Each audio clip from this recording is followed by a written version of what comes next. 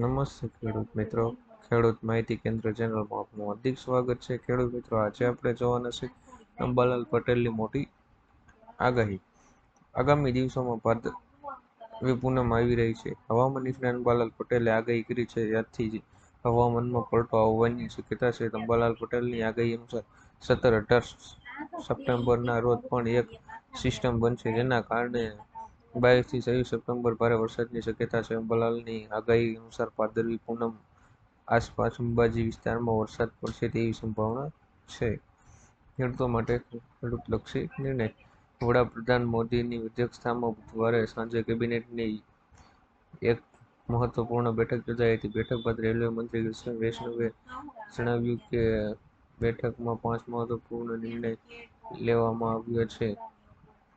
તેમાં ખેડૂતો માટે પણ મહત્વનો નિર્ણય લેવામાં આવ્યો છે. તેમાં 14 પાકના ટેકાના ભાવમાં વધારાને મંજૂરી આપી દેવામાં આવી છે, જેમાં કપાસના ભાવમાં ₹501નો વધારો કરવામાં આવ્યો છે. કપાસની એમએસપી ₹7,121 નક્કી કરાઈ છે, તો મગફળીની એમએસપી ₹6,783 કરાઈ છે.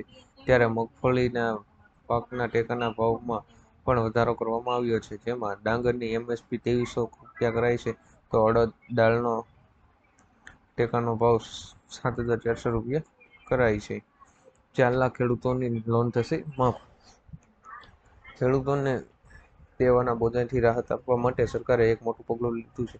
લોન માફીની બીજા તબક્કા માટે દરેક ખેડૂતોને ચૂકવવાપાત્ર રકમ પણ બમણી કરવામાં આવી છે, જેનાથી લગભગ 4.5 લાખ ખેડૂતોને ફાયદો થશે, જેનાથી સરકાર પર ₹5.6 હજાર કરોડ નો બોજો પડશે. જ્યારે મિત્રો, સરકાર ઈચ્છે છે કે ખેડૂતોને આ પાક નિષ્ફળ જવાની અથવા તો પોતાના પાકના પોષણ ભાવ ન મળતાના કારણે ખેડૂતોની લોન માફીમાં મુશ્કેલીનો સામનો કરવો પડે છે.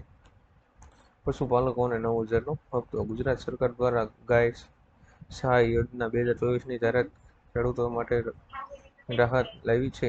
આ યોજના હેઠળ રાજ્યના દરેક ખેડૂતોને દર મહિને તેમની દરેક ગાયને ₹900ની નાણાકીય સહાય આપવામાં આવે છે, જે વાર્ષિક 10,800 થાય છે. આ સહાય ગાયના ખોરાક સંભાળ ખર્ચમાં મદદ કરવા માટે અપાય છે. આ યોજનાના લાભ લેવા માટે ખેડૂતોને ગુજરાત રાજ્યના કાયમી રહેવાસી હોવા જોઈએ, તેમની પોતાની જમીન જોઈએ અથવા તો ભાડાની જમીન પર ખેતી કરતા હોવા જોઈએ. યોજના હેઠળ દરેક ખેડૂતોને વધુમાં વધુ 4 ગાયો માટે સહાય આપવામાં આવે છે. પેટ્રોલ અને ડીઝલ થશે સસ્તું. ક્રૂડ ઓઇલના ભાવમાં ઘટાડાને કારણે સરકારી ઓઇલ કંપનીઓને ઘણો ફાયદો થયો છે. આ કંપનીઓ 90% માર્કેટ પર પ્રભુત્વ ધરાવે છે. સરકારે 3 મોટી સરકારી કંપનીઓને Indian Oil Corporation (IOC), Bharat Petroleum Corporation Limited (BPCL) અને Hindustan Petroleum Corporation Limited (HPCL) ને 14 માર્ચે પેટ્રોલ અને ડીઝલના ભાવમાં પ્રતિ લીટર ₹2નો ઘટાડો કરવાનો નિર્દેશ આપ્યો છે. હવે એવું કહેવામાં આવી રહ્યું છે કે વિધાનસભા ચૂંટણી પહેલા ફરી એકવાર ભાવમાં ઘટાડો જોવા મળી શકે છે. રાશન કાર્ડ ધારકોને થશે ફાયદો. રાષ્ટ્રીય સલામતી કાયદો (એનએફએસએ) હેઠળ વધુ કુટુંબોને આવરીને તેમને રેશનિંગનું અનાજ આપી શકાય તે માટે અન્ન અને નાગરિક પુરવઠા વિભાગમાં ફેરફારો કરવામાં આવ્યા છે. શહેરી વિસ્તાર માટે જે કુટુંબનો કોઈપણ સભ્ય માસિક 15,000થી ઓછી આવક ધરાવતો હોય તો તેને અન્ન સુરક્ષા હેઠળ આવરી લેવામાં આવશે. ગ્રામ્ય વિસ્તારમાં માસિક 15,000થી વધુ આવક ધરાવતા હોય તેમને પણ અન્ન સુરક્ષા હેઠળ આવરી લેવામાં આવશે. ગુજરાત પુરવઠા વિભાગે આ ઠરાવ જારી કર્યો છે. અત્યારે આવક મર્યાદા 10,000 હતી, પરંતુ તે હવે વધારીને 15,000 કરવામાં આવી છે. આજના સોના ચાંદીના તાજા ભાવ. આજે 22 કેરેટ 10 ગ્રામ સોનાના ભાવમાં ₹700નો ઘટાડો થયો, તે સાથે નવો ભાવ ₹67,100 થયો છે, જ્યારે ગઈકાલે તેનો ભાવ ₹67,800 હતો. જ્યારે 24 કેરેટ 10 ગ્રામ સોનાના ભાવમાં ₹2,000નો ઘટાડો થયો, તે સાથે નવો ભાવ ₹73,200 થયો છે, જ્યારે ગઈકાલે તેનો ભાવ ₹74,200 હતા. તેમજ આજે ચાંદીના ભાવમાં ₹800નો ઘટાડો થયો, તે સાથે નવો ભાવ ₹86,500 રહ્યો હતો. આજના સૌથી મોટા ખેડૂત સમાચાર. સૌરાષ્ટ્રના ખેડૂતો સારી આવક મેળવવા માટે કપાસનું વાવેતર કરે છે. બોટાદમાં કપાસનું હબ ગણાતું સૌથી મોટું માર્કેટ યાર્ડ છે. જેમાં વિવિધ એજન્સીઓની આવક થઈ રહી હતી, જેમ ખેડૂતોને સારા ભાવ મળતા હતા. બોટાદ માર્કેટ યાર્ડમાં મગફળીની 1150 રૂપિયા ભાવ રહ્યો હતો. બોટાદ યાર્ડમાં કપાસની જણસીની હરાજી કરવામાં આવી હતી. કપાસનો ભાવ 1380 થી લઈને 1678 રૂપિયા સુધીના બોલાયા હતા. આ સિવાય બોટાદ યાર્ડમાં લોકવન ઘઉં અને ટુકડા ઘઉંની હરાજી કરવામાં આવી હતી. લોકવન ઘઉંનો ભાવ 350 રૂપિયાથી લઈને 604 રૂપિયા સુધીના બોલાયા હતા. માર્કેટ યાર્ડમાં 405 ક્વિન્ટલ ઘઉંની આવક થઈ હતી. બોટાદ યાર્ડમાં સફેદ તલ અને કાળા તલની હરાજી કરવામાં આવી હતી. સફેદ તલનો ભાવ 2030 રૂપિયાથી લઈને 2805 રૂપિયા સુધીના નોંધાયા હતા.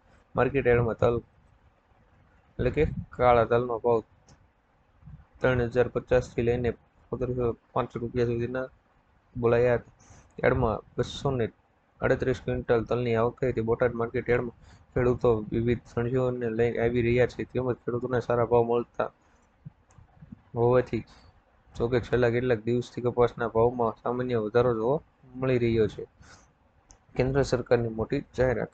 દેશના કરોડો વરિષ્ઠ નાગરિકો માટે એક મોટા સમાચાર આવી રહ્યા છે. કેન્દ્ર સરકારે પીએમ જનધન યોજનામાં આયુષ્માન ભારત યોજના હેઠળ તેના 70 વર્ષથી વધુ ઉંમરના તમામ વરિષ્ઠ નાગરિકોને આવરી લેવાની જાહેરાત કરી છે. આ સાથે દેશમાં 70 વર્ષથી વધુ ઉંમરના તમામ વરિષ્ઠ નાગરિકોને દર વર્ષે 5 લાખ રૂપિયા સુધીની સહાય મળશે. આ યોજના હેઠળ દેશના ગરીબ પરિવારોને દર વર્ષે 5 લાખ રૂપિયાનો સ્વાસ્થ્ય વીમો મળશે, પરંતુ હવે 70 વર્ષથી વધુ ઉંમરના તમામ વરિષ્ઠ નાગરિકોને આ યોજનાનો લાભ મળશે. પછી ભલે તેઓ ગરીબ હોય કે અમીર પરિવારના હોય અને તેમની આવક ગમે તે હોય, સરકારના આ નિર્ણયથી દેશના કરોડ વરિષ્ઠ નાગરિકોને આ યોજના હેઠળ ફાયદો થશે. ખેડૂત મિત્રો, અવનવા વિડીયો જોવા માટે મારી ચેનલ ખેડૂત માહિતી કેન્દ્ર ચેનલને સબસ્ક્રાઇબ કરો, શેર કરો અને લાઇક કરો કે આપ સુધી મારા વિડીયો પહોંચતા રહે.